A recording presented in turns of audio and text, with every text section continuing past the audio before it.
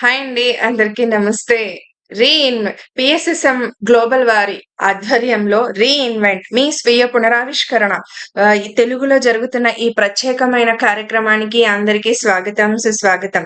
So, daily మనం మెడిటేషన్‌తో మొదలు పెట్టుకుంటున్నాం. అంతకంటే ముందుగా మనందరి గురువుగారైన బ్రహ్మర్షి పితామహ పత్రిజికిను పత్రి మేడం గారికి, అలాగే మనకింత విజ్ఞానాన్ని, జ్ఞానాన్ని అందిస్తున్న పరిపత్రి గారికి నా ఆత్మపూర్వక ధ్యానాభివందనాలు తెలియచేసుకుంటూ, అలాగే యూట్యూబ్ ద్వారాను జూమ్ ద్వారాను వీక్షిస్తున్న వారందరికీ కూడా నా ఆత్మ ప్రణామాలండి. సో మరి ఇవాల్టి ఈ సెషన్ లోకి వెళ్ళబోయే ముందుగా మనం ధ్యాన నిమగ్నులం అయిపోదాం అందరం కూడా చక్కటి సంగీత నేపథ్యంతో. మనకందరికీ తెలుసు ఎలా విశ్రమించేసేయాలని చెప్పేసి. స్థిర సుఖాసనంలో విశ్రమించేసేద్దాము ఫ్రెండ్స్. ఎలా ఎవరు కూర్చున్నా కూడా ఓకే, అంటే అనుకూలంగా ఎవరికి ఎలా ఉంటే అలా కూర్చునేసేద్దాము. కింద కూర్చోగలిగిన వాళ్ళు కింద కూర్చునేసేద్దాం బాస్కెట్లో వేసేసుకొని, పైన కూర్చోగలిగిన వాళ్ళు పైన కూర్చునేసేద్దాము ఫ్రెండ్స్. కళ్ళ జోడు తీసేసుకుందాం, తీసి పెట్టేసి కళ్ళు రెండు మూసేసుకుందాం, వ్రేళ్లలో వ్రేళ్లు పెట్టేసుకుందాం, కాళ్ళు రెండు ఇలాగ క్రాస్ చేసేసుకొని హాయిగా ఆనందంగా అందరిని మర్చిపోదాం ఈ కాసేపు. అందరినీ, అన్నింటినీ, మన కుటుంబాన్ని, ఈ కుటుంబ జీవితాన్నిను, సో అన్నింటినీ మర్చిపోయి మనతో మనం మమేకమయ్యే ఈ అద్భుతమైన క్షణాలు అండ్ సామూహిక ధ్యానంలో పాల్గొంటున్నాం కాబట్టి అందరినీ మర్చిపోయి హాయిగా ఆనందంగా మనం ధ్యాన నిమగ్నులమైపోదాము. మనలో సహజంగా సరళంగా జరిగే ఆ ఉచ్ఛ్వాస నిశ్వాసాలని గమనిస్తూ ఉందాం.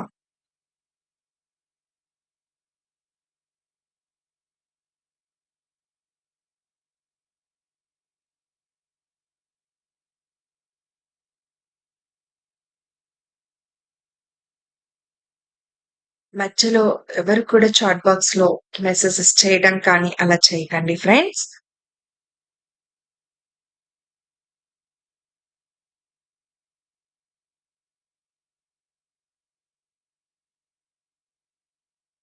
ఈ సమయాన్ని వృధా పోనివ్వకుండా సద్వినియోగం పరుచుకుందాం మనమంతా కూడా.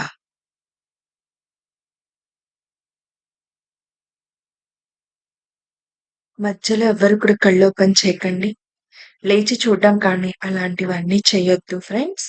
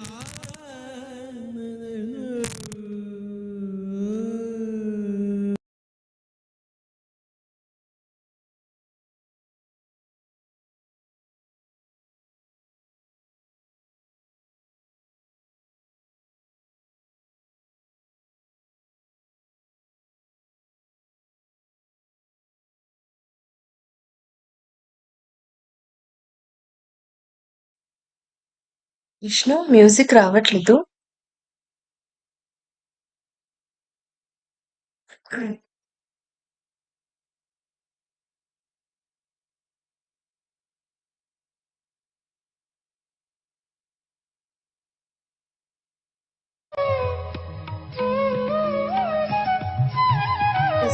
ఓకే.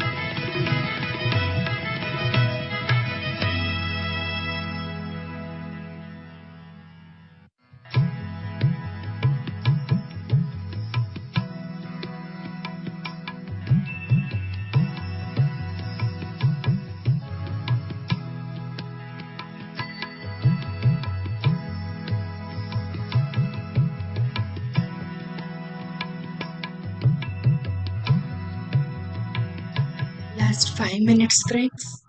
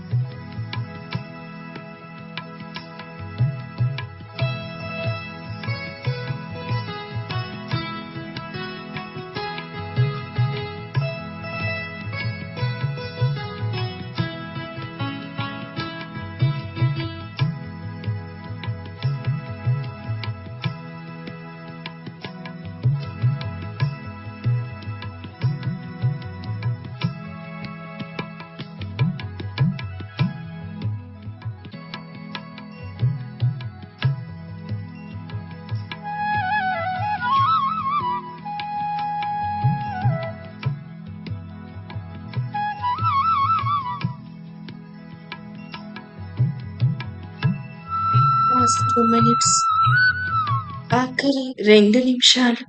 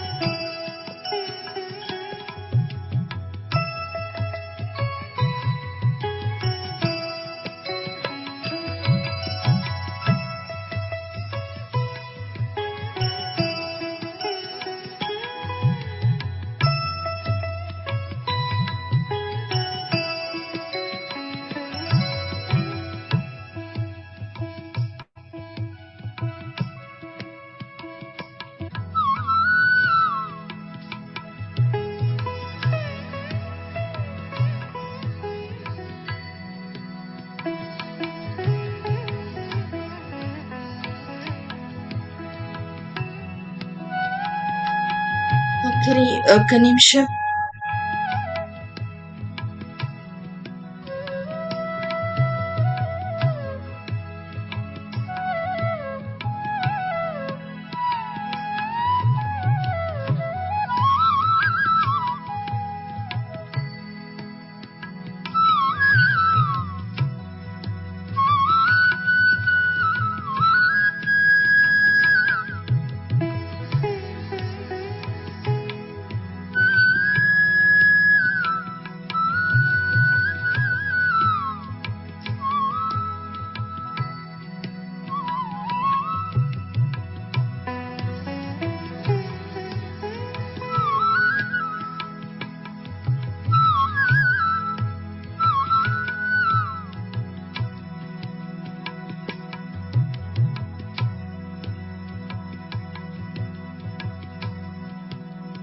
ఓకే ఫ్రెండ్స్, నెమ్మదిగా మన సహజమైన ధ్యాన స్థితి నుండి ప్రస్తుత స్థితికి వచ్చేద్దాం.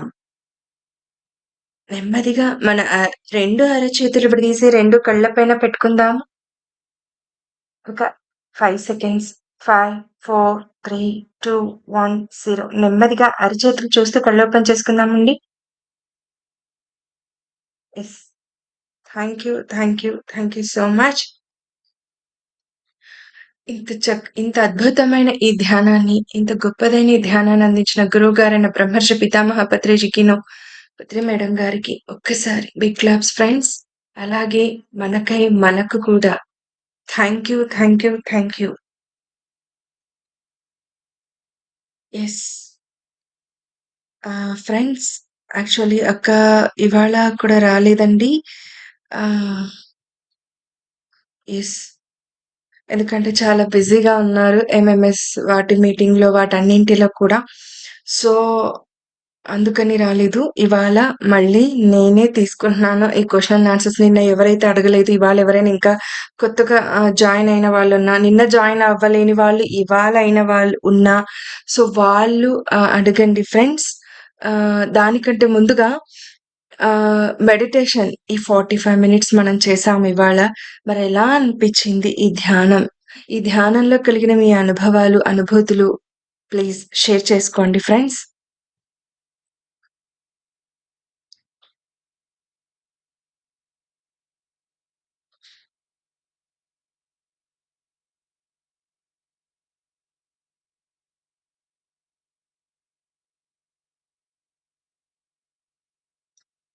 ఎవరికీ ఏం లేవా? క్వెషన్స్ లేవా? ఎక్స్‌పీరియన్సెస్ లేవా?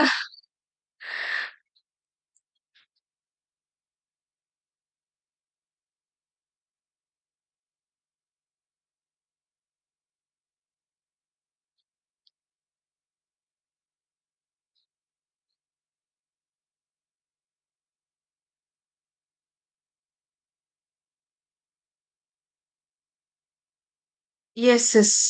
దుర్గాంబ మ్యామ్. నిన్న సెషన్ లేదు. యాక్చువల్‌గా క్వెషన్ అండ్ ఆన్సర్స్ సెషన్ కదూ! సో, అది తీసుకున్నాము. ఇవాళ కూడా అదే కంటిన్యూ అవుతోంది. సో, అది.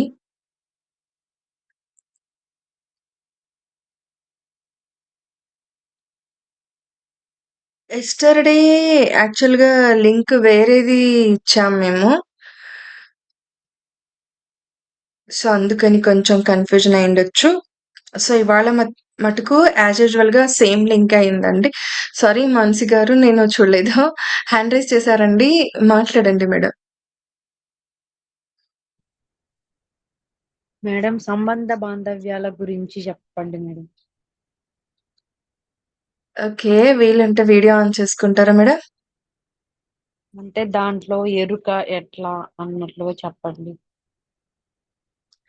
కొంచెం బయట ఉన్నాను yeah! Madam. Muted by please me unmute చేస్తాము. యెస్ దుర్గాంబ మ్యామ్ చేస్తాను. అన్‌మ్యూట్ చేస్తాను. మానసి గారితో మాట్లాడేసి మీకు చేస్తాను షూర్‌గా. సో, మానసి గారు, మీరడిగారు సంబంధ బాంధవ్యాల గురించి చెప్పండి అని చెప్పేసి. అంటే మనం ఎవరితో ఎలా ఉండాలి సంబంధాలు అనా? ఫ్యామిలీలో అయినా, ఫ్యామిలీతో అయినా, బయట వాళ్ళతో అయినా ఎలాగైనా ఉండాలి అని అడుగుతున్నారా? ఏంటి మేడం? క్లారిటీగా అడగండి ప్లీజ్. హస్బెండ్ అండ్ వైఫ్ ఇట్లా నిజమే. రిలేషన్‌షిప్ లో కొంచెం నిన్న చెప్పారు కదా మేడం క్లాస్‌లో. నాకు గాని నచ్చకపోతే నేను మాట్లాడను. అది నా ఇష్టం అన్నారు కదా! అలా అంటే సైలెంట్ హస్బెండ్ అండ్ వైఫ్ అయిపోతామనమాట అక్కడికి. రిలేషన్‌షిప్‌లో సైలెంట్ అయిపోతాము. అంటే ఆ! Yes madam. కానీ కొన్ని సార్లు ఏమవుతదంటే హస్బెండ్ ప్రెషర్ వల్ల మాట్లాడాల్సొస్తది. వాళ్ళ మమ్మీ తరపున గాని, వాళ్ళు గాని, వాళ్ళ సైడ్ గాని. యెస్. యెస్. యెస్. ఇట్లా ప్రెషర్ వల్ల అది మనకి ఒక్కొక్కసారి మేబీ నచ్చకపోవచ్చు. సరే ఒక్కొక్కసారి సరే ఎంతో లోయర్ అయ్యి, సరే ఏం పోతుందిలే అని జెప్పి మనం మంచిగానే మాట్లాడతాం. కానీ వాళ్ళు ఉన్నటువంటి పరిస్థితిని బట్టి మనం కొంచెం మనకర్థమైపోతుంది గదా! అంటే ఎవరైనా సరే ఆహ్, ఎదుటి పర్సన్ అనేవాళ్ళు వాళ్ళని బట్టి మనం మూవ్ అవుతాం మేడం. మనకు హ్మ్. నచ్చలేదు గాబట్టి అన్నట్లు కాకుండా ఎన్నో సార్లు మనం మాట్లాడతాము. వాళ్ళు వాల్యూ ఇవ్వకుండా మనల్ని ఇగ్నోరెన్స్ చేస్తూ, లేకపోతే వీళ్ళ దగ్గర కొంచెం నటిస్తూ ఇట్లా ఉంటారు గదా! ఎగ్జాక్ట్‌లీ. ఎగ్జాక్ట్‌లీ. ఆబ్వియస్‌గా మనమైతే నచ్చకపోతే మాట్లాడమండి. ఆహ్, ష్యూర్‌గా కామన్. నేనైతే ఏం చేస్తా అంటే సైలెంట్ అయిపోతానక్కడికి. ఇంక రెస్పాన్స్ అనేది ఉండదు. ఏమి ఊరికైపోతా సైలెంట్‌గా. అండ్ ఇంకొకటేంటంటే ఈ ఫ్యామిలీ విషయాలకి వచ్చే సమయానికి చాలా సెన్సిటివ్. ఈ విషయాలన్నీ చాలా సెన్సిటివ్‌తో కూడుకున్నవి ఫ్యామిలీతో.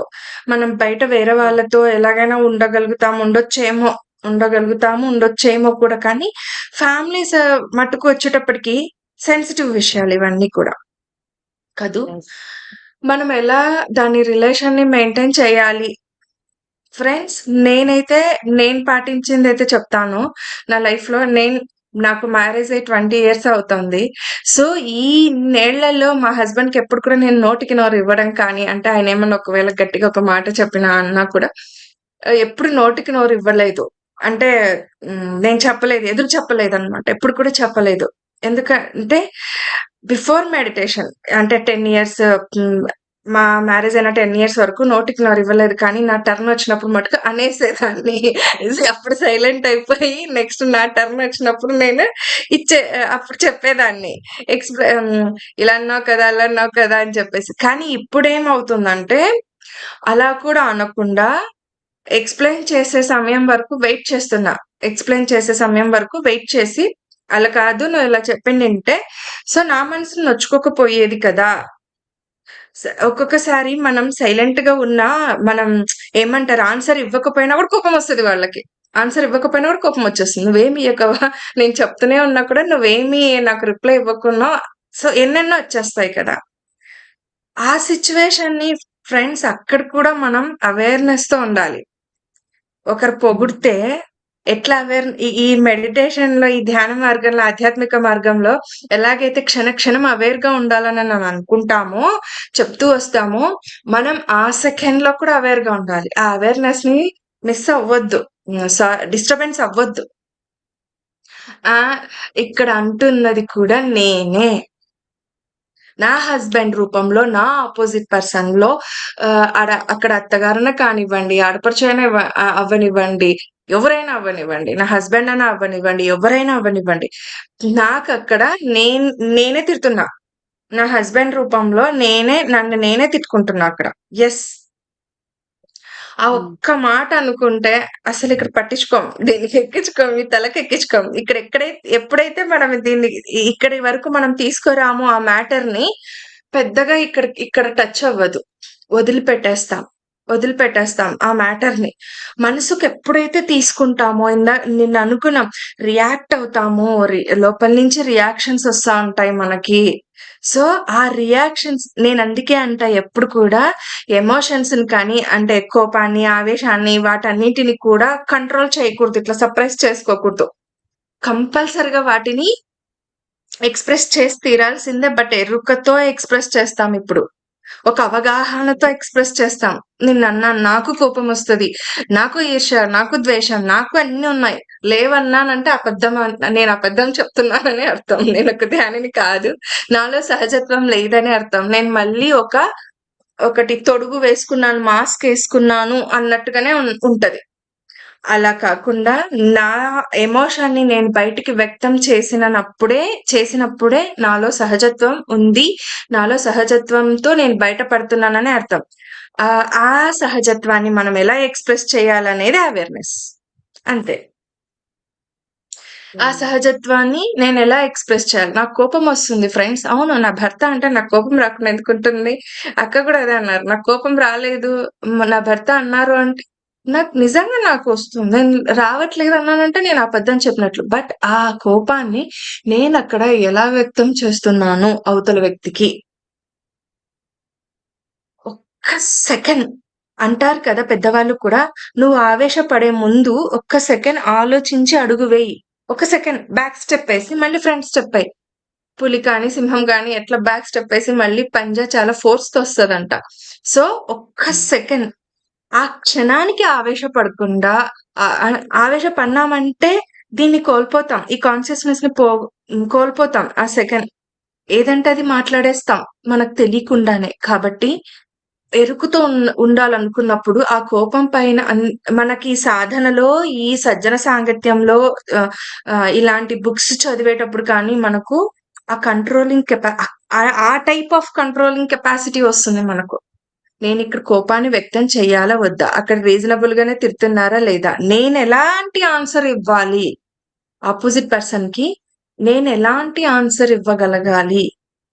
నా వైపు కరెక్ట్ ఉన్నప్పుడు. నా వైపు సమంజసమైన స్థితి నాలో ఉన్నప్పుడు.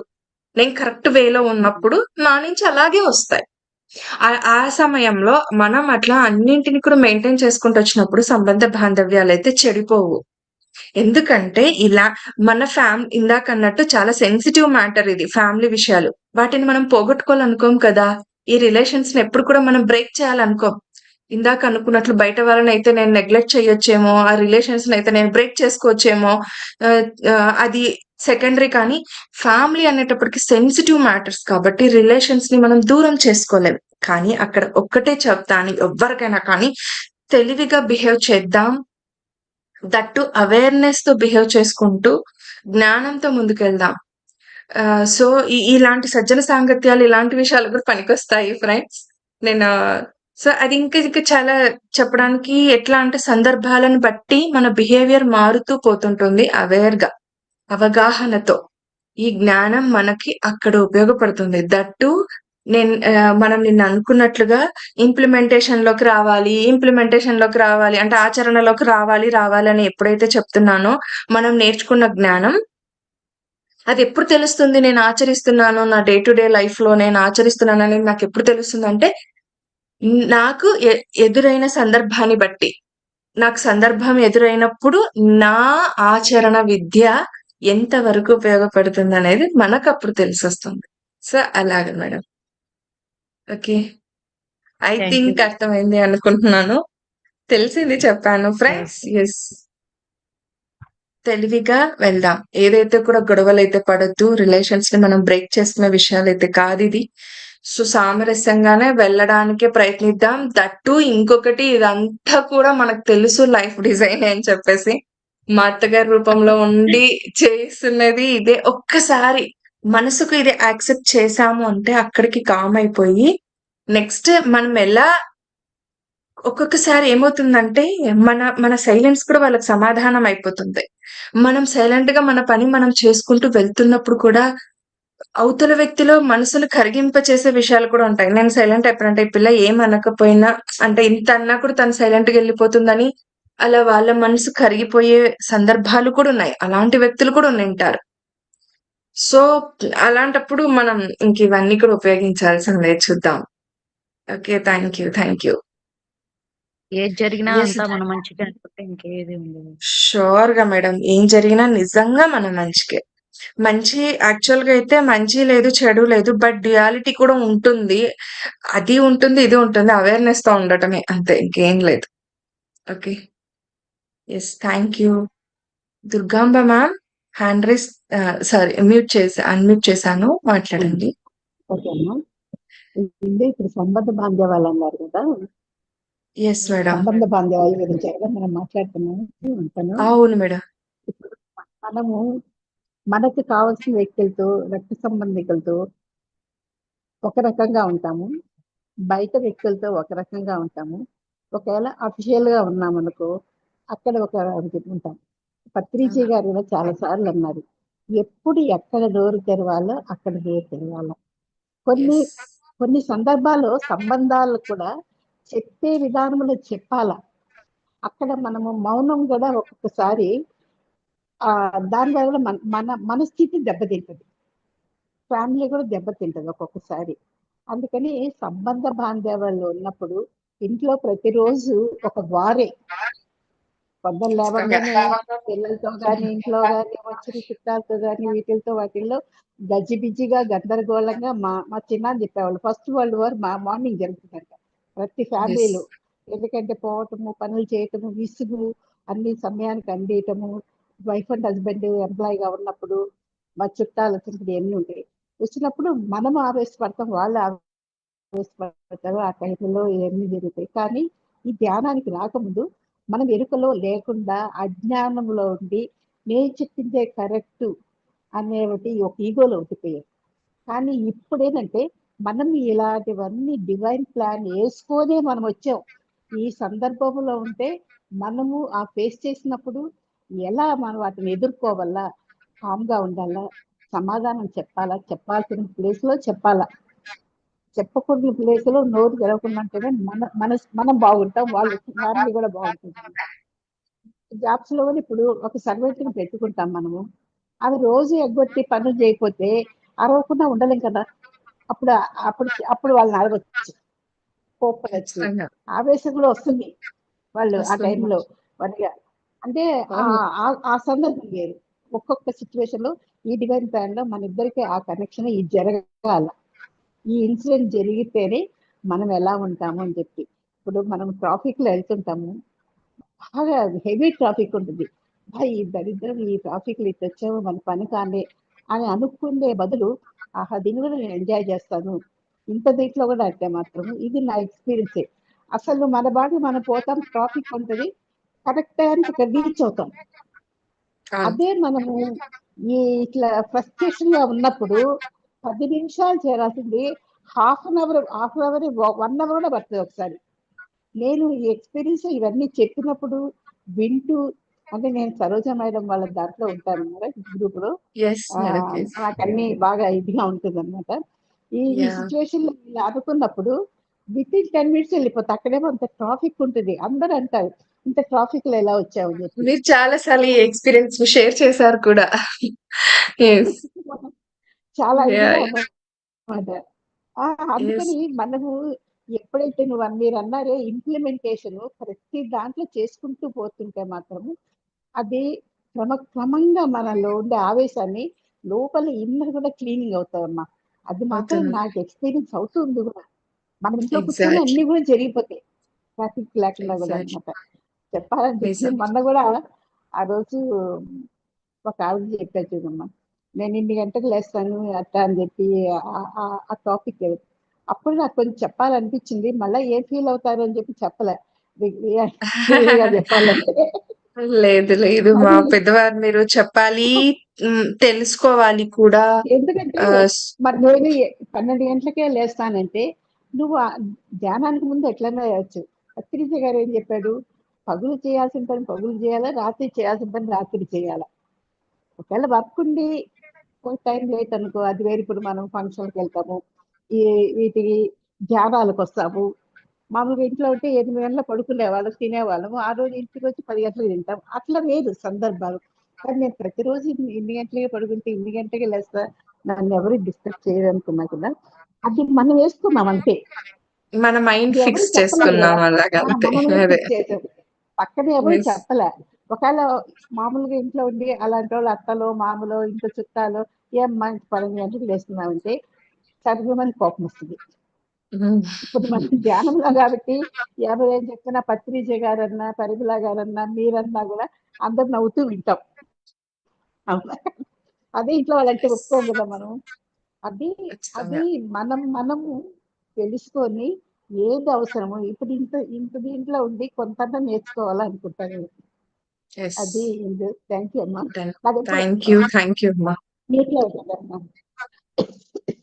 అమ్మా అది సారీ దగ్గొస్తా ఓకే వినిపిచ్ పర్లేదు మా. No problem. No problem.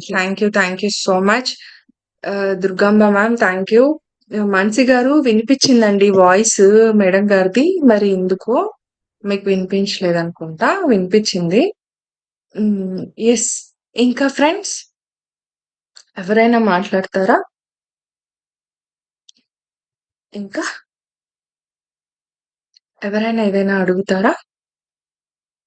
లేదు ఎక్స్‌పీరియన్స్‌ని మీరు ఏదైనా షేర్ చేసుకుంటారన్నా కూడా ఓకే.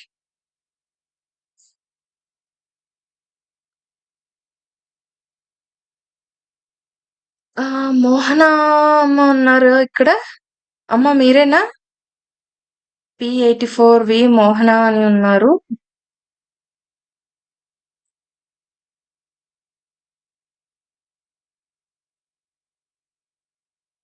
అన్‌మ్యూట్ ఆప్షన్ ఇచ్చాను. వీలైతే అన్‌మ్యూట్ చేసుకొని మాట్లాడండి.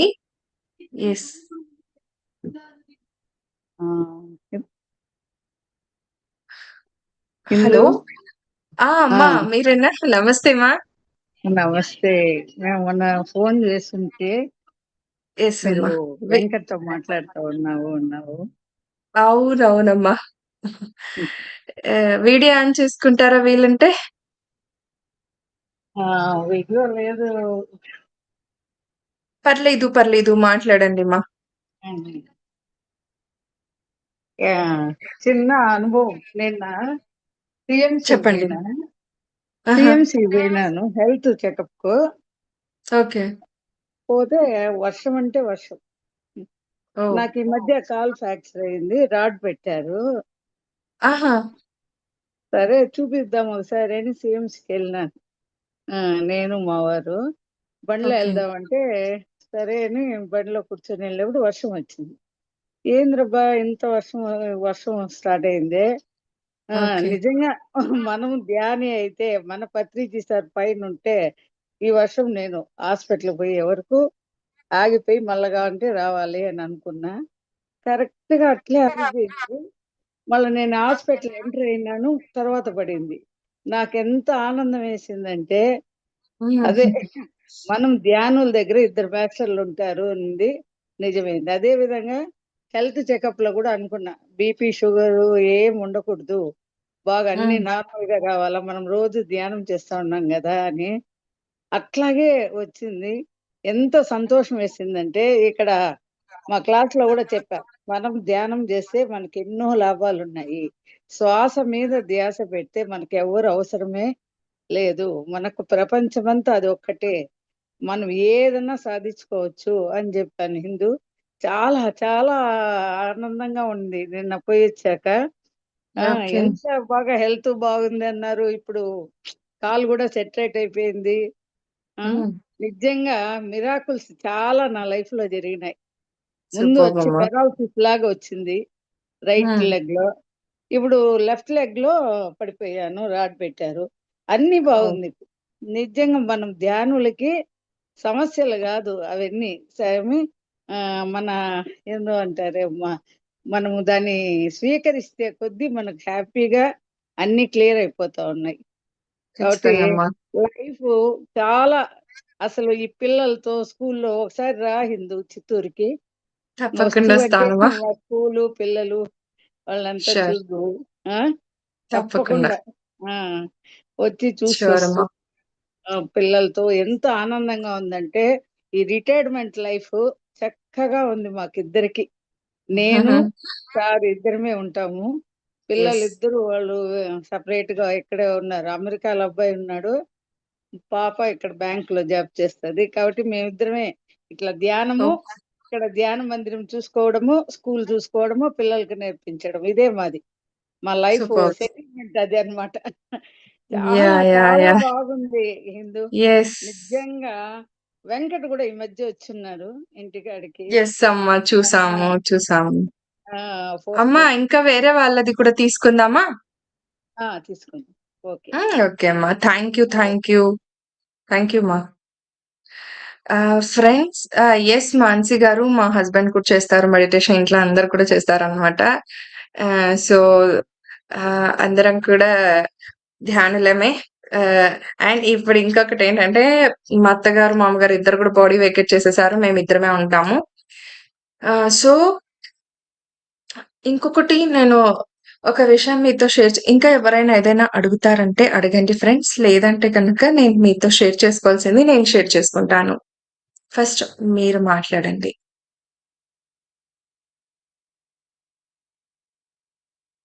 ఎవరు ఏది లేదా? మళ్ళీ నా నోటికే నాకు టాస్కా? మీతో మాట్లాడడానికి ఎలాగో. ఓకే. యెస్. లేదు, లేదు, లేదు. మ్యారేజ్ ముందు లేదు. మ్యారేజ్ తర్వాత ఆఫ్టర్ 10 ఇయర్స్ జాయిన్ అయ్యాను ఈ ధ్యాన మార్గంలోకి. చెప్తాను. అది స్టోరీ 20 ఏళ్ల స్టోరీ గదా! అప్పుడు చెప్దామండి. మళ్ళీ ఇంకొక రోజు మనం అందరం కలిసినప్పుడు. సో, సంబంధ బాంధవ్యాలు అని అడిగారు కాబట్టి ఇవాళ అది చాలా చాలా పెద్ద క్వెషన్. సో, ఆ క్వెషన్‌కి నేను చెప్పాను నిన్న నేను టూర్‌కెళ్ళాను. సో, రీఇన్వెంట్ బ్యాచ్ 2 జరిగేటప్పుడు సో, అక్కడ జరిగిన అనుభవం. ఇందాక దుర్గాంబ అమ్మ చెప్పినట్లుగా ఇందాక హ్మ్. ఆహ్, నిన్న మోహనమ్మ గారు చెప్పినట్లుగా సో, ప్రకృతి మనకు ఎంత జ్ఞానాన్ని అందిస్తుంది. అలాగే ఎంత సహాయ సహకారాలను అందిస్తుంది. యాక్చువల్‌గా నిన్న టూ మచ్ వర్షం ఉరుములు, మెరుపులు ఎలాగున్నాయంటే చాలా భయంకరంగున్నాయి. కరెంట్ పోయింది. అలాగే వచ్చాం నిన్న కేర్ సెంటర్‌కెళ్ళిపోయి రిటర్న్. ఇక్కడ నాకు టైం అయిపోతుంది. మన రీఇన్వెంట్‌కి టైం అయిపోతుంది. జూమ్ ఆన్ చేయాలి. సో, అది నాకు టెన్షన్ అయిపోయింది. ఎగ్జాక్ట్‌గా మీరు నమ్మరు. ఎగ్జాక్ట్‌గా 5 మినిట్స్ ముందు పవరొచ్చేసింది. పవరొచ్చిందా? సో, పవర్ ఉంటేనే నేను ఈజీగా, హ్యాపీగా జాయిన్ అవ్వగలను కాబట్టి అయ్యాను. మనది సెషన్ అయిపోయింది. క్లోజ్ అయిపోయి జస్ట్ నేను రూమ్ నుంచి బయటికెళ్ళాను. మళ్ళీ పవర్ పోయింది. దాదాపు 1 అవర్ వరకు రాలేదు. సో, అది అండి నేచర్ మనకు హెల్ప్ చేయటం. ఒక మంచి విషయానికి కానీ తప్పకుండా సపోర్ట్ చేయటానికి సిద్ధంగా ఉంటుంది. మనల్ని గమనిస్తూనే ఉంటుంది ఆ నేచర్. మనల్ని, మన ఇంటెన్షన్స్‌ని, మన ఉద్దేశ్యం ఎలా ఉంది? ఇవాళ ఈ జూమ్‌ని మధ్యలో గ్యాప్ ఇవ్వకూడదు. సో, ఖచ్చితంగా ఆన్ చేసి తీరాలి, రావాలి, ఉండాలి అన్న ఇంటెన్షన్, ఆతృత నాలో ఆ తపన ఉన్నప్పుడు తప్పకుండా నేచర్ హెల్ప్ చేస్తది. అండ్ అలాగే నేచర్ మనకెలాంటి జ్ఞానాన్నిస్తుంది? ఎటువంటి జ్ఞానాన్నిస్తుందనేది గూడా మనం షేర్ చేసుకుందాం ఇప్పుడు. ఇంకా మనకి 15 మినిట్స్ ఉంది టైం. No problem. సో, మేము టూర్‌కెళ్ళినప్పుడు ఆ 1 వీక్ టూర్‌లో అన్ని నేను చెప్పాను మహాతర్ బాబాజీ ఆశ్రమం, సో, హైడా ఖాన్ బాబాజీ ఆశ్రమం, దూనగిరి మాత ఇలా అన్నీ చూసుకుంటూ వస్తున్నాం. లాస్ట్ బిఫోర్ డే ఏం జరిగిందంటే పాతాళ భువనేశ్వర్ అని వచ్చాం. హాయ్ శ్రీలేఖ. కరెక్ట్ టైంకి వచ్చేసారు మీరు. ఆ! నిన్న టూర్‌కి మేము వెళ్ళినప్పుడు పాతాళ భువనేశ్వర్ అని ఉంటుంది. సో, అది మీరు ఆ ఇమేజెస్‌ని మొత్తం కూడా ఒకసారి నెట్‌లో చూడండి. నేనిక్కడ షేర్ చేద్దామంటే నాకు అవ్వలేదు. ఇందాక డౌన్‌లోడ్ చేసి పెట్టుకున్నా. బట్ మీరక్కడ చూస్తే మీకింకా క్లారిటీగా వస్తుంది. సో, అక్కడికి తీసుకెళ్లారనమాట. అక్కడికి తీసుకెళ్ళినప్పుడు మామూలు టెంపుల్ లాగుంటుంది. కానీ పాతాళ భువనేశ్వర్ అని చెప్తే గనక ఎలా అంటే ఇలా లోపలికెళ్ళేదుంటది. జర్నీ ఇట్లా చెయ్యాల మనం. అంటే భూమి లోపలికి పోతున్నట్టు అర్థం. సో, పాతాళం అంటే కిందనే గదా ఉండేది. దానికందుకు పాతాళ భువనేశ్వర్ అనేది గూడా పేరొచ్చింది. అట్లా లోపలికి వెళ్ళాలనమాట. అదెలా అంటే 2 చైన్స్ ఉంటాయి ఇట్లా. చైన్స్ ఉంటాయి. ఆ చైన్స్‌ని పట్టుకొని దిగాలి కిందికి. చాలా కంజెస్టెడ్‌గా ఉంటది. అండ్ ఇంకొకటి పెద్ద పెద్ద రాళ్ళు గుండ్లుగా ఉంటుంది. స్టెప్స్ ఉండవు. చాలా కాలు పెట్టామంటే స్కిడ్ అయిపోతదనమాట. జారిపోతుంది. స్టార్టింగ్‌లోనే ఒకటట్లాగుంటుంది. ఇంకాస్త అట్లాగే ఎగుడు దిగుడుగా ఉంటది.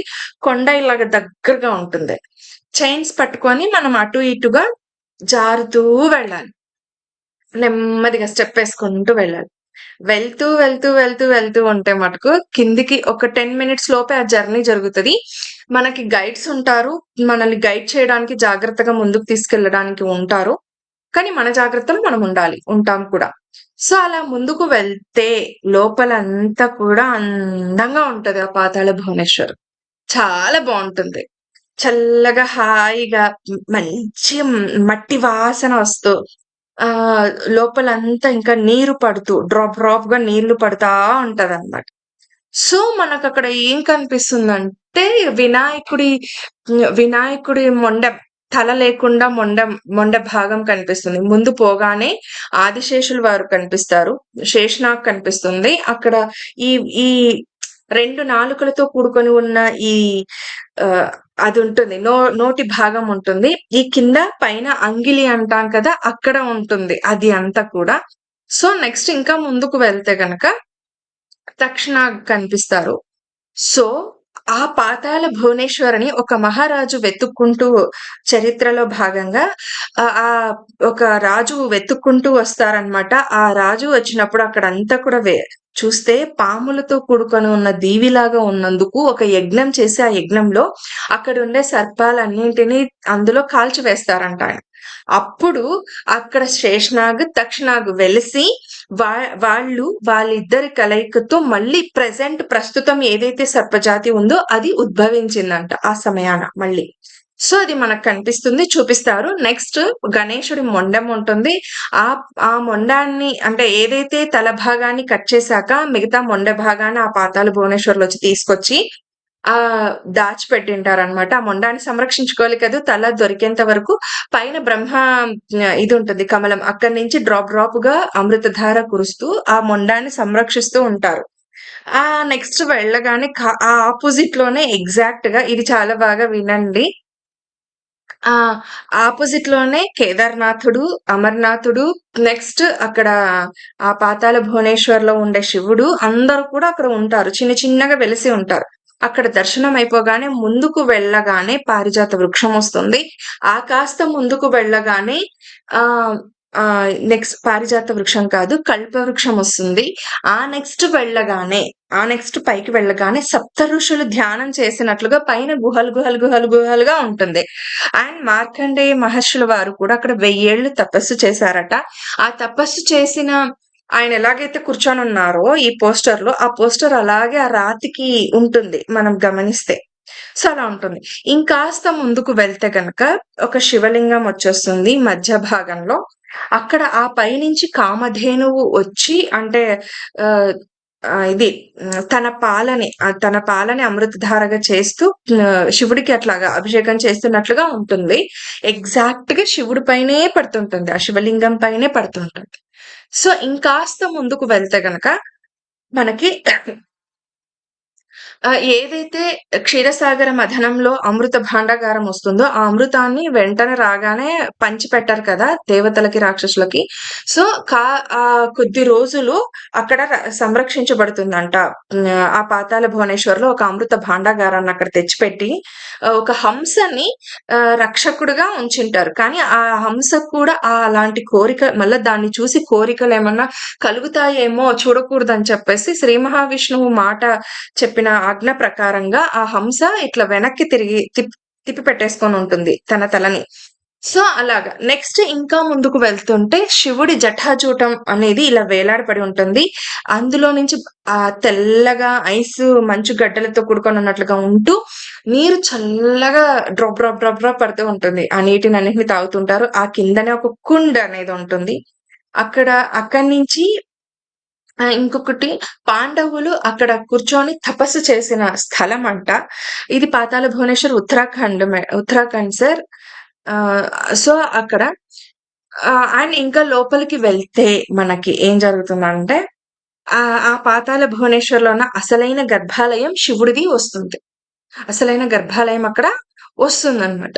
అక్కడ ఆ శివలింగం మనకి జనరల్ గా ఎలా ఉంటుంది, నునుపుగా క్లియర్ గా నీట్ గా ఉంటుంది కదా. సో, అలా ఉండదు అక్కడ శివుడు, అలా ఉండరు ఆయన. అంత ఎగుడు దిగుడుగా లోపల ఇలా కొట్టేసినట్లుగా అంత లోపల లింగం అంతా చిన్న చిన్న క్రిస్టల్తో ఇట్లా ఎగుడు దిగుడుగా ఉంటుంది. అక్కడ ఆ లింగ స్వరూపానికి పూజలు జరుగుతూ ఉంటాయి. దానికి అలాగే కొండకు అలా వెలిసి ఉంటారు బ్రహ్మ విష్ణు మహేశ్వరులు, వీళ్ళంతా కూడా ఉంటారు. సో, నెక్స్ట్ ఆపోజిట్ లోనే కైలాస మానస సరోవరానికి అక్కడి నుంచి డైరెక్ట్ దారి ఉంటుంది. సో, అది నాకేంటి ఇక్కడ క్వశ్చన్ అంటే, చెప్పాను కదా నిన్ననే, మనం వెళ్తే ఊరికే ఉండం కదా, అన్ని ఏమేమో చూస్తా ఉంటాం, వెతుకుతా ఉంటాం, క్యూరియాసిటీ ఎక్కువ. ఈ కొండ ఎందుకుంది, పాతాళ భువనేశ్వర్ అని పేరు ఎందుకు వచ్చింది, ఈ కొండలో ఇంత చల్లగా ఎందుకుంది, సో డ్రాప్ ఎక్కడి నుంచి వస్తా ఉన్నాయి. దట్టు ఇంకొకటి నా క్వశ్చన్ ఏంటంటే, ఇవన్నీ ఆల్రెడీ జరిగిపోయిన విషయాలు. ద్వాపర యుగం సమయంలో వాటన్నిటి సమయంలో జరిగిపోయిన విషయాలు ఇప్పుడు ఎందుకు చూపిస్తా ఉన్నారు? వీటన్నింటిని చూపించి అక్కడ క్యాష్ చేసుకుంటున్నారే తప్ప ఇందులో జ్ఞానం ఏముంది మనం సంపాదించుకోవడానికి? నా క్వశ్చన్స్ ఇవన్నీ బుర్రలో తిరుగుతా ఉన్నాయి. సో అప్పుడు మేము అక్కడ దర్శనానికి క్యూలో నిల్చున్నాం. లాస్ట్ శివుడు ఎవరైతే ఉన్నారో వారి దగ్గరికి వెళ్ళేటప్పుడు దర్శనానికి మేము నిల్చొని ఉన్నాం. అక్కడ నేను ఏ టెంపుల్స్ కి వెళ్ళినా ఎక్కడికి వెళ్ళినా సైలెంట్ అయిపోతాను. అంటే మాట్లాడను. ఎవరితో కూడా మాట్లాడడం కానీ చేయడం కానీ డిస్కషన్స్ చేయడం కానీ చెయ్యను. ఓన్లీ అక్కడికి ఏదైతే గర్భగుడికి మనం దర్శనానికి వెళ్తున్నామో వారిపైన అంటే ధ్యాస మీన్స్ శ్వాస మీద ధ్యాస పెడుతూ కామ్ అయిపోయినామంటే అక్కడ ఉండాల్సిన ఎనర్జీని గెయిన్ చేయడంతో పాటు జ్ఞానాన్ని కూడా తీసుకుంటాం. మనం కోరుకోవాల్సింది ఏంటంటే ఏ భగవంతుని దగ్గరికి వెళ్ళినా మీరు ఏదైతే సంపాదించుకున్నారో జ్ఞానాన్ని, ఆత్మ జ్ఞానాన్ని నాకు ఇవ్వండి అనే కోరుకోవాలి. నేనైతే అదే పని చేస్తా. దట్ మనం వెళ్ళినప్పుడు అక్కడున్న వాళ్ళంతా కూడా ధ్యానులుగా, జ్ఞానులుగా, శాకాహారులుగా మారాలని కోరుకోవాలి. ఇది మనందరి కనీస బాధ్యత మనం చేయాల్సినది. సో అలా చేసామన్నమాట. అలా సైలెంట్‌గా నిల్చొని ఉన్నాం. నిల్చున్నప్పుడు వచ్చిన అనుభవం ఆ మెసేజ్ అనుకోండి. నా అంతరాత్మ నాతో మాట్లాడుతుంది అని అనుకున్నా ఏదైనా ఒక్కటే. సో అక్కడ నాకేమనిపించిందంటే ఫస్ట్ స్టార్టింగ్ నేను ఏదైతే నేను చెప్పానో ఇలా దిగుతూ వెళ్ళాలి స్టెప్స్ ఆధారంగా చాలా కంజెస్టెడ్‌గా ఇరుగ్గా ఉంటుంది అలా అని. మాతో పాటుగా కొత్త వచ్చిన వాళ్ళు ఉన్నారు. మెడిటేటర్స్ ఉన్నారు. ఏం చేశారంటే వాళ్ళు అది దిగుతూ లోపలికి అది చూస్తేనే కొంతమందికి భయమేసి వెనక్కెళ్ళిపోయారు. దిగలేదన్నమాట. కిందికి దిగలేదు. మెడిటేటర్స్ కొంతమంది దిగలేదు భయపడిపోయి. నాన్ మెడిటేటర్స్ కూడా దిగలేదు. వెనక్కెళ్ళిపోయారు. అక్కడ ఏంటంటే స్టార్టింగ్ ఇప్పుడు మానసి గారు జాగ్రత్తగా వినండి. ఏదైతే మన సాంసారిక బంధనంలో అయినా ఈ సొసైటీలో అయినా కూడా ఇలాంటి ఎగుడు దిగుడులు కామన్ గా వస్తూ ఉంటాయి. ప్రతి చోట ఉంటుంది. సో మనం అలా దిగుతూ ఎగుడు దిగుడుగా అంటే మీరు ఇక్కడ అప్లై చేసుకుందాం. మనము శ్వాస మీద ధ్యాస పెట్టి లోపలికి ప్రయాణం ఇలా జరుగుతున్నప్పుడు ఎన్నో ఆటంకాలు వస్తాయి. స్టార్టింగ్ మనకు ఆటంకాలే వస్తాయి. క్షీరసాగర మదనం జరిగినప్పుడు కూడా ఎన్నో ఆటంకాలు కలిగి మరి సముద్ర మదనంలో ఫస్ట్ వచ్చింది గరళమే, విషమే కాబట్టి సో మనకు అవన్నీ ఎదురైనప్పుడు ఇలా సాంసారిక జీవితంలో మనకు ఎదురైనప్పుడు మనం భయపడి వెనక్కి పోయామా, లోపలికి వెళ్ళి చూస్తే ఉన్నంత అందమైన జీవితాన్ని మనం పోగొట్టుకున్న వాళ్ళం అవుతాం మన చేతులతో మనమే. నాకు తెలిసొచ్చింది అదే అక్కడ. సో అలా స్టార్టింగే చాలా స్మూత్‌గా ఉంటుంది. చాలా చిన్న స్టెప్స్. కానీ మనం ఏం చేస్తాం అక్కడ దిగేటప్పుడు, చేసేటప్పుడు చాలా ఎవరు చెప్పరు జాగ్రత్త అనేది ఒకటి అంటారు. కానీ మనమే ఆ అడుగుని చాలా జాగ్రత్తగా వేస్తాం. సంసారంలో మనం కూడా జాగ్రత్తగా స్టెప్ వేయాల్సిందే. వెయ్యాలి కూడా తెలివిగానే మనం ప్రవర్తించి అక్కడ స్టెప్ వేస్తాం కదా! అలాగే ఉండం కదా! సో జాగ్రత్తగా స్టెప్ వేసి ఒక్కొక్క మెట్టు దిగుతూ పోయే కొద్దీ ఇలా మన ప్రయాణం చేస్తూ వెళ్ళే కొద్దీ లోపలికి దిగగానే హాయిగా అనిపిస్తుంది. మేము వెళ్ళి చూస్తే కింద 100 మంది ఉన్నారు. ఫస్టే నేను భయపడి నేను కూడా వాళ్ళని చూసి, నా పక్క వాళ్ళని చూసి నా పక్కింటి వాళ్ళనో, నా పక్క వాళ్ళనో, సొసైటీ వాళ్ళనో నేను చూసి వెనకడుగు వేశానంటే నేను దాన్ని అనుభవించలేకపోయేదాన్ని. అంత మంచి మట్టి వాసన, మంచి నీరు. సో అదంతా నేను నా ఎక్స్‌పీరియన్స్ లోకి నేను తీసుకోలేకపోయేదాన్ని ఫిజికల్‌గా. సో అలా వెళ్ళగానే మనకి ఏదైతే శేషనాగ్ ఉంటారో వారు కనిపిస్తారు. ఇప్పటికీ కూడా పెద్దవారు చెప్తారు, అందరూ కూడా చెప్తారు. మన భూమిని మొత్తం కూడా సంరక్షిస్తున్నది, మోస్తున్నది కూడా మొత్తం వాసుకే అని చెప్పేసి. అంటే ఏదైతే మనం శేషనాగ్ అని అంటామో, వాసుదేవుడు అని అంటామో, ఐ మీన్ వాసుకి పాము పెద్దది. ఆయనే భూభారాన్ని అంతటిని మోస్తున్నారని కూడా చెప్తారు. సో మరి అలా వెళ్తూ ఉండే కొద్దీ నెక్స్ట్ ఏం జరుగుతుంది? వినాయకుని దర్శనం. ఈ మొండెం మనకి అక్కడ కనిపిస్తుంది, దర్శనం ఇస్తుంది. అక్కడ దర్శనం చేసుకుంటుంటాం. ఆ మొండాన్ని మన ఆ అమృతధార కాపాడుతూ ఉంటుంది బ్రహ్మ కమలం నుండి. నెక్స్ట్ ఆపోజిట్ లోనే శివుడు వాళ్ళంతా ఉంటారు. శివుడు అన్ని రూపాల్లో ఉంటారు. ఆయన ఆపోజిట్ లోనే, ఎగ్జాక్ట్ ఆపోజిట్ లో ఉంటారు. సో నాకక్కడ ఏం తెలిసొచ్చిందంటే యెస్. ఆదిశేషుడండి. కరెక్ట్. థాంక్ యూ అర్చన గారు. సో కరెక్ట్‌గా నాకక్కడ అర్థమయ్యింది. ఎందుకిక్కడ వినాయకుడిని ఇక్కడెందుకు పెట్టారు? శివుడు అపోజిట్ లోనే ఉన్నారు.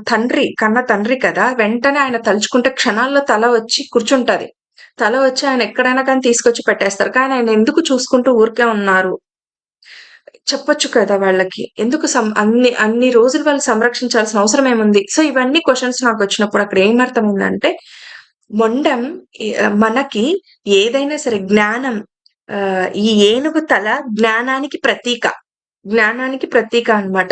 సో ఈ ఏనుగు ఇంత జ్ఞానం దొరకాలి అంటే ఈ మొండెంలో ఏముండదు. ఈ మొండెంలో మొత్తం ఏముండదు. టోటల్‌గా ఇక్కడి నుంచే జ్ఞానం అంతా ఉంటుంది కాబట్టి, ఇంత జ్ఞానం దొరకాలంటే వెయిట్ చేయాల్సిందే. కష్టపడాల్సిందే. కష్టపడే తత్వాన్ని నా పిల్లలకి నేనివ్వకపోతే వాడు చాలా గారాబంగా పెంచినామంటే మళ్ళీ నేనే తిరిగి బాధపడాలి ఫ్యూచర్‌లో. ఖచ్చితంగా నేనే బాధపడాల్సిందే. నేను కష్ట నష్టాలని వాటన్నిటిని నేను నేర్పించకపోతే, ఉట్టి గారాబం, ప్రేమనొక్కటి నేను చూపించానంటే, తెలియచెప్పకపోతే నేనే కదా బాధపడాలి. సో, ఆ శివుడు కూడా చూస్తున్నదదే. మనల్ని బిడ్డలుగా భావించిన ఆయన, మనల్ని కష్టపడేలా చేసేది కూడా మనం ఎదగడానికే. మన జీవితంలో అందరొచ్చేది. సో, నాకక్కడ అది అర్థమయ్యింది. ఆ జ్ఞానం ఊరికే దొరకదు. కష్టపడితేనే దొరుకుతుంది. సాధన ద్వారానే దొరుకుతుంది. సో, అలాంటి సాధన వాళ్ళు అంటే వెతకడం కూడా ఒక సాధనే. వాళ్ళు చేస్తారు కాబట్టే వాళ్ళకి ఆ జ్ఞానవంతమైన తల దొరికి, మనకి వినాయకుడిగా మన ముందు ఉద్భవించారాయన. సో, అలాగా నాకక్కడ అర్థమయ్యింది. అండ్ ఇంకా ముందుకు వెళ్ళడం ద్వారా కల్పవృక్షం దొరుకుతుంది. మనం ఇంకా ధ్యాన సాధన చేస్తూ వెళ్ళే కొద్దీ కల్పవృక్షం అంటే ఏంటి? ఈ ధ్యాన సాధన మనలో పెరిగే కొద్దీ, చేసే కొద్దీ మనలో ఎక్కడో ఎప్పుడో నిబిడీకృతమైన ఒక లోపల దాక్కొని ఉన్న కోరికలు కూడా మనకు తెలియకుండానే మన ధ్యాన శక్తి, మన జ్ఞాన శక్తి ద్వారా మనకి కల్పవృక్షమై మన కోరికలు మనకు ఆటోమేటిక్‌గా తీరుస్తుంది. మనం చేయాల్సింది సాధన, సాధన, సాధన, సాధన. యెస్. సేమ్ అలాగా. మనకి ఆటోమేటిక్‌గా దొరికిపోతుంది. నెక్స్ట్ ఇంకా ముందుకు వెళ్ళగానే కామధేనువు ఎప్పుడు కూడా మనకి అమృతాన్ని ఇస్తూనే ఉంటుంది. సో, ఇలా అమృత భాండాగారం మనలోనే ఉంది. మనం తవ్వుకుంటూ వెళ్ళే కొద్దీ మన లోపలనే దొరుకుతూ పోతుంటాం. దాన్ని టేస్ట్ చేసుకుంటూ వెళ్ళిపోతాం మనం.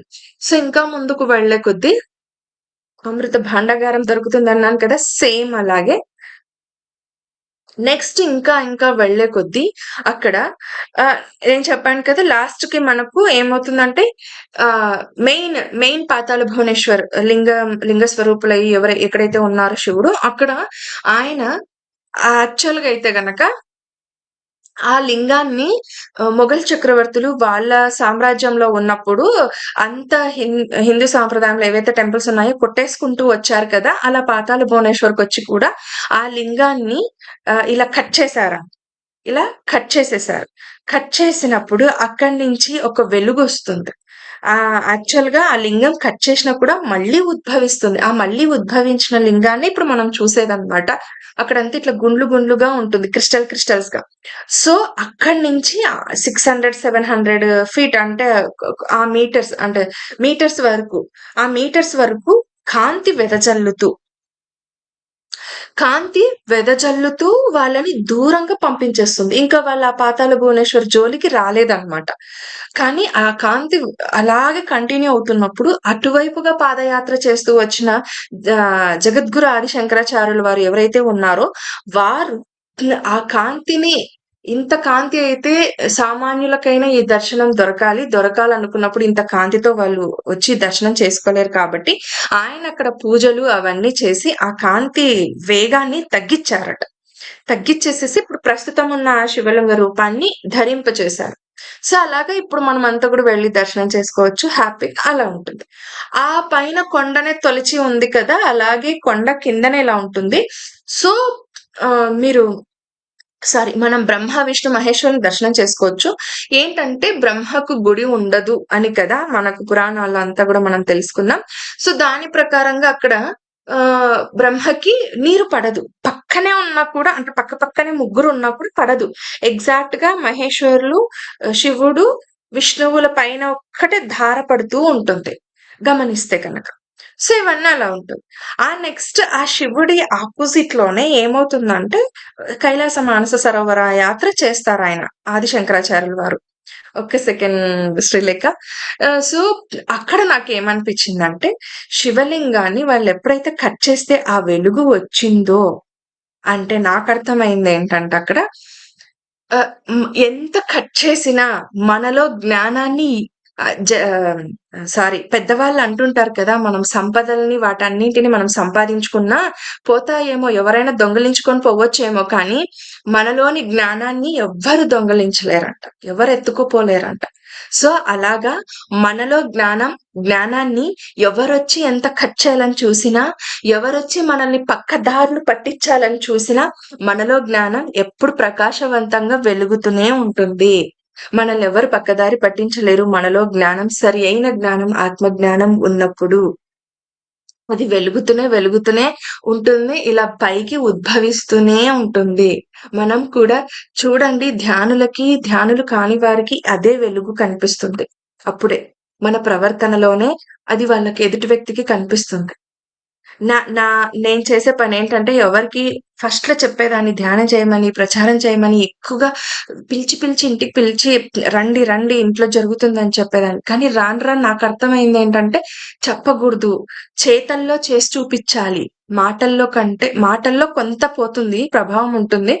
చేతల్లో మన బిహేవియర్‌లో చేసి చూపిచ్చాను నేను అంటే, ఓహ్! ఇందు ధ్యానం చేస్తున్నందుకే ఇంత మార్పు వచ్చి, ఇంత శాంతంగా, ఇంత ప్రశాంతంగుంది, ఇంత హాయిగా ఉంటుంది. తనెప్పుడు కూడా ఏదున్నా, ఏది లేకపోయినా అని వాళ్ళల్లో నేను ఆ భావం కలిగించానంటే ఆటోమేటిక్‌గా వాళ్ళు కొంత ధ్యానులుగా మారే అవకాశం ఎక్కువగా ఉంటుందన్నమాట. మనలోని వెలుగు అలా కూడా మనం చూపించొచ్చు. మన జ్ఞానం అలా తెలుస్తుంది.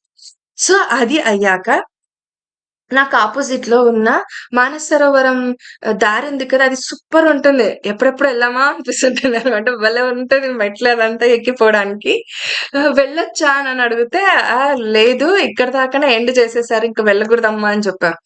సో, నాకర్థమైందేంటంటే నెక్స్ట్ ఆ శివుణ్ణి మన లోపల వెళ్తూ ఇలా మనలోని పాతాళంలోకి వెళ్తున్నప్పుడు ఆ జ్ఞానాభివృద్ధి శివలింగ రూపంలో మనలో కలిగినప్పుడు సో ఈశుడు అంటే జీవం.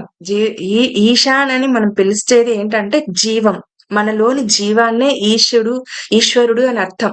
సో శివుడుగా మారి మనలో ఆ జ్ఞానాభివృద్ధి పెరిగినప్పుడు చేసినప్పుడు మహాదేవులుగా మనం కూడా మారుతాం. సో ఆటోమేటిక్ గా ఈజీ అవుతది మానస సరోవరం అక్కడి నుంచి ముందుకు వెళ్ళటానికి. ఇక హ్యాపీగా కైలాసంలో ఆ మహాదేవుని పార్వతీమాతని మనం కలవటమే తరువాయి. ఓకే. ఏదైతే ఇంత ఆనందం మనలో ఉందో దీన్ని ఫస్ట్ స్టార్టింగ్ లోనే చాలా మంది ధ్యానం చేసేటప్పుడు భయపడి పారిపోతారు. ఎందుకు చెప్తున్నానంటే కళ్ళు మూసుకొని కూర్చుంటే నాకేదో కనిపిస్తది. ఏవేవో వస్తాయి. ఇవంట, అవంట, నాకు వాళ్ళు కనిపించినవి వాళ్ళకి కనిపించింది నాకు కనిపించలేదు. వాళ్ళకొచ్చిన అనుభవం నాకు రాలేదని మనం ఏ విషయంలోనూ స్ట్రక్ అయ్యి ఆగిపోయామంటే మనలోని కైలాసాన్ని దర్శించుకోవటం అసాధ్యమవుతుంది. సో అది నాకర్థమైంది. అక్కడొచ్చిన ఆ జ్ఞానం అక్కడ అన్నమాట అది. సో ఫ్రెండ్స్ అలా ఇచ్చింది ఆ ప్రకృతి మాత, నాకంత జ్ఞానాన్నిచ్చింది. మనందరికీ కూడా ఇస్తుంది. నేనందుకే ఎప్పుడూ షేర్ చేసుకుంటుంటా. మనం ఎక్కడికి వెళ్ళినా అబ్జర్వేషన్‌లో ఉండాలి. గమనించాలి. ప్రకృతితో మనం మమేకం అవ్వడం అంటే గమనిస్తూ హా కళ్ళు మూసుకొని కూర్చోవడం ఎంత ముఖ్యమో, సాధన పెరుగుతూ పోయే కొద్దీ కళ్ళు తెరుచుకొని అంతే సాధనలో ఉండటం కూడా అంతే ముఖ్యం ఫ్రెండ్స్. సో ఇది మనం నేర్చుకుంటొచ్చామంటే ఆ కైలాసం మన సొంతం. అది మనలోనే ఉంది. ఇంకెక్కడా లేదు. Okay. Thank you so much. Yes Srilekha. Please unmute చేసుకోండి. మీ మీ ఇది విన్నాక నాకు మాటలు రావట్లేదు. యాక్చువల్‌గా ఫస్ట్ ఆఫ్ ఆల్ హోల్ హార్టెడ్‌గా మీలో ఉన్న జ్ఞానానికి నా ఆత్మ ప్రణామాలు. The knowledge what you are having and మీరు ట్రావెల్ చేశారేమో కానీ మీరు చేస్తుంటే నాకు ఆ గృహలోకి వెళ్తున్నట్టు I really felt it. And ఇంకొకటి మీరు దాన్ని మన లోపల అంతర ప్రయాణం మీరు చెప్పారే, నో వర్డ్స్. యాక్చువల్‌గా నేను ఇందాక మీకు చెప్పినట్టు నేను లెఫ్ట్ అయ్యి మళ్ళీ వచ్చాను. లాస్ట్ యూట్యూబ్‌లో మీది లైవ్ చూస్తూ నాకు పడుకుందాం అనుకున్న కూడా లేదు అని అటెండ్ అయితే, నిన్న మీరు ఏ పాయింట్స్ చెప్పారో ఇవాళ మీరు పాయింట్స్ చెప్పింది నేను 1 వీక్ నుంచి దేనికైతే స్ట్రగుల్ అవుతున్నానో దానికి కరెక్ట్‌గా ఆన్సర్ ఇవాళ ఇచ్చారు. మీ అవునా? ద్వారా. I got the thank right you. Answer. యాక్చువల్‌గా ఈ లైవ్‌లోనే కిరణ్ గారు చెప్పారు ఆల్రెడీ. లాస్ట్ టైమ్ పరి అక్క ఉన్నప్పుడు, లేక నాకు చాలా రోజు మెసేజ్ చేస్తుంది. తను ఎంఎంఎస్‌కి రావాలని చాలా ఇంటెన్షన్‌గా ఉంది. కానీ మేము తీసుకురావాలని ఉంది. కానీ మేము ఎలా హెల్ప్ చేయాలో అర్థం కావట్లేదు. వీల్ చైర్ యాక్సెసిబుల్ ఉందా లేదా? ఇవి ఇంత అడిగినప్పుడు పరి అక్క అన్నారు, వాళ్ళందరూ నా కోసం వస్తారా? నేను నీ కోసం హైదరాబాద్ వస్తా అన్నారు లైవ్‌లోనే. సో, అవును. అయినా కూడా నాకు సాటిస్ఫై అవ్వట్లేదు. అంటే ఇందాక మీరు అన్నారే గమనించు అని. ఇవాళ మధ్యాహ్నం ఎన్ని రకాలుగా ట్రై చేశానంటే, అందరిని అడిగాను. అక్కడ పిరమిడ్ వ్యాలీకి కాల్ చేశాను. ఎలా ఉంటుంది అన్నీ కనుక్కున్నాను. అయినా ఎలా వస్తుందంటే నా సిట్యుయేషన్స్ అన్నీ నువ్వు ఇక్కడే ఉండు అని వస్తుంది గానీ రమ్మని రావట్లేదు. ఎంత ఇదైపోయానంటే సాయంత్రం ఇంకా నేచర్‌లోకెళ్ళిపోయాను. అంటే నా వల్ల ఇంట్లో ఉండలేక కిందకెళ్ళి జస్ట్ అలా సన్‌లైట్ వస్తుంటే మంచిగా హనుమాన్ చాలీస్ పెట్టుకొని కళ్ళు మూసుకున్నా. కాసేపు సడెన్‌గా మీరే గుర్తొచ్చారు. "అరే! నేచర్‌లో కూర్చొని కళ్ళెందుకు మూసుకుంటున్నావు? కళ్ళు ఓపెన్ చెయ్యి.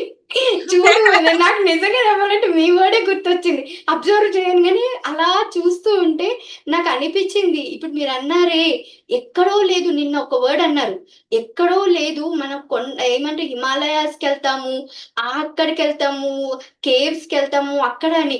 కాదు, మనం ఇక్కడ ఉండి, ఇక్కడ మనం ఉన్న ప్లేస్‌లో ఎప్పుడైతే దాన్ని సాధిస్తామో, 18 ప్రిన్సిపల్స్ సార్ చెప్పారే, అవి ఎప్పుడైతే మనం ప్రెజెంట్ ఇప్పుడున్న సిట్యుయేషన్‌లో సాధిస్తామో, దట్ అన్ని హిమాలయాలు మనం దాటేటట్టే.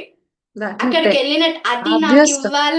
ఇవాళ నాకు అబ్జర్వ్ చేస్తూ నాకు వచ్చిన మెసేజ్ అది వచ్చింది. అయినా అక్కడికి ఆగలేదు.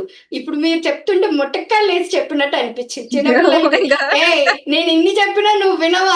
ఇప్పుడు పట్టు" అనేసి కూర్చోబెట్టి చూడు పడుకోవాలనుకుని వెళ్ళేదాన్ని సడెన్‌గా యూట్యూబ్‌లో మీది వింటూ, అరే! ఇవాళ మీరు చెప్తున్నారని ధన్వన్ జాయిన్ అయ్యాను. మీరు కరెక్ట్ మీ సూపర్. ఎక్స్‌పీరియన్సే చెప్తున్నారు. నే యెస్. క్వెషన్ అండ్ ఆన్సర్స్ అనుకున్నా కానీ మీరు ఎక్స్‌పీరియన్స్ వస్తే అసలెందుకొచ్చాను మీరు చెప్తున్నప్పుడు కూడా, నేనెందుకు లాస్ట్ మూమెంట్ జాయిన్ అయ్యాను? అసలు ఎళ్ళాలనుకున్నదాన్ని ఎందుకొచ్చాను? అని మీరు చెప్తూ ఉంటే విజువలైజ్ చేసుకుంటున్నాను. మీరన్నారు కదా! నారోలో అంటే మీరన్నది కరెక్టే. లైఫ్‌లో సిట్యుయేషన్స్ చాలా హారబుల్‌గా ఉంటాయి. నా పరిస్థితి ఎలా ఉంది తెలుసా? నేను ఇన్వెస్ట్ చేసుకోగలను. నాకు ఏమంటారు? నేను వెళ్ళగలను. డ్రైవర్‌ని బుక్ చేసుకోగలను. వెహికల్‌ని తీసుకెళ్ళగలను. అన్నీ ఉన్నాయి. ద ఓన్లీ థింగ్ ఈస్ నన్ను మేనేజ్ చేయడం కష్టం అక్కడ. సంబడీ హాస్ హ్మ్. To help me. నా పర్సనల్ హ్మ్. వర్క్స్‌లో హెల్ప్ చేయాలక్కడ. నేను రెడీ అవ్వడానికి దానికి. సో, అది కొంచెం ఏమంటే 50, 50లో ఉంది. తను newcomer, she is helping me. కానీ బయటకి తీసుకెళ్ళినంత సపోర్ట్ నాకు లేదిప్పుడు.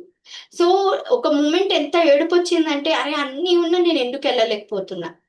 ఒక్కొక్కసారి ఇంత మెడిటేటర్ అయినా ఒక్కొక్కసారి మనం డౌన్ అవుతాం. కానీ హ్మ్. మీరు నిన్న చెప్పారే, దాంట్లో నుంచే గమనించు అదెందుకొచ్చింది. అది నిజంగా నేను ట్రై చేశాను. I started observing. అరే! ఎందుకొస్తుంది? Why again and again universe is trying to tell me. ఏం చెప్పాలని అనుకుంటుంది? ఏం చూపియాలనుకుంటుంది అన్నప్పుడు తను ఎన్ని చూపించిందంటే ఆల్మోస్ట్ నాకు ప్రమోషన్స్ మన జూమ్ నెట్వర్క్‌లో చేయడానికి ప్రమోషన్స్ అన్నీ నాకే వస్తున్నాయి. ఎంఎంఎస్ గురించి ప్రమోషన్స్ చేయడానికి. చూడండి. సూపర్బ్! సో, నేనప్పుడు అనుకున్నాను. సో, యూనివర్స్ ఇది కాదు నీ ఎనర్జీ ఇక్కడ పెట్టు. బికాజ్ నాకు ఏదైతే అసెట్ ఉందో my voice. It is utilising that voice. So, నీ సూపర్బ్! వాక్ క్షేత్రాన్ని దీనికి వాడు. నీ వాక్ ఎగ్జాక్ట్. క్షేత్రంతో you make people what is the importance అంటే ఆ ఎంఎంఎస్ ఒక ఇంపార్టెన్స్ ఏంటి? గ్లోబల్ వైస్‌లో ఎలా ఉంటుంది? అది చెప్తున్నా నిజంగా వాళ్ళకి చెప్తూ ఉంటే నా కళ్ళ ముందు పిరమిడ్ కనిపిస్తుంది. దాంట్లో గోల్డెన్ లైట్ కనిపిస్తుంది. ఎన్ని కనిపిస్తున్నాయో తెలుసా? కళ్ళు ఆల్రెడీ తీసి మీరక్కడికెళ్ళిపోయారు. ఓన్లీ సో ఫిజికల్ బాడీ ఉంది. ఇక్కడ అంతే ఏం లేదు. అసలు యెస్. రోజు ఆ ప్రోమో చూడడం ఏమంటారు ఒక టైప్ ఆఫ్ ఎనర్జీ రావడం నాకు. నేను రాలేదని ఈ క్షణం వరకు ఫీల్ అయిందని ఇప్పుడు అది పక్కకు పెట్టేశారు. ఓపెన్ గా చెప్తున్నా, మీ క్లాస్ తో ఇప్పుడు మీరు చెప్పిన ఎక్స్పీరియన్స్ తో కంప్లీట్ గా దాన్ని నేను పక్కకు పెట్టేశాను. ఇంకా అది నాకు రాదు. ఐ హావ్ ఓవర్కమ్ కాదు. దట్ అని నాకు అనిపించేసింది. ఎగ్జాక్ట్లీ శ్రీలేఖ. ఏదైతే మన మన వరకు వచ్చిందంటే అది మన కోసం వచ్చిందనే, రాలేదంటే అది మనది కాదు. ఫస్ట్ ఆఫ్ ఆల్ ఈ ఒక్కటి మనం యాక్సెప్ట్ చేసామంటే, ఏది మన లైఫ్ లో వచ్చింది ప్రతిదీ మనం యాక్సెప్ట్ చేసుకుంటూ వెళ్ళామంటే ఆనందమే ఆనందం. ఎగ్జాక్ట్లీ. సో నాకు పిల్లలు లేరు. మాకు పెళ్ళై 20 ఏళ్ళైనా మాకు పిల్లలు లేరు. కానీ నేను ఎంత ఆనందంగా ఉన్నానంటే ప్రతిదీ ఓవర్కమ్ చేసుకుంటూ ఎంత హ్యాపీగా ఉన్నాను. నా హెల్త్ ని ఎంత ఇదైనా కూడా, డిస్టర్బ్ అయినా మళ్ళీ దాన్ని హెల్త్ ని రికవర్ చేసుకుంటూ ఎట్లాగా వెళ్తున్నామో, ఎంత ఆనందంగా ఉన్నామో యాక్సెప్ట్ చేసాను కాబట్టే ఇంత ఆనందంగా, ఇంత ధైర్యంగా ఉన్నాను.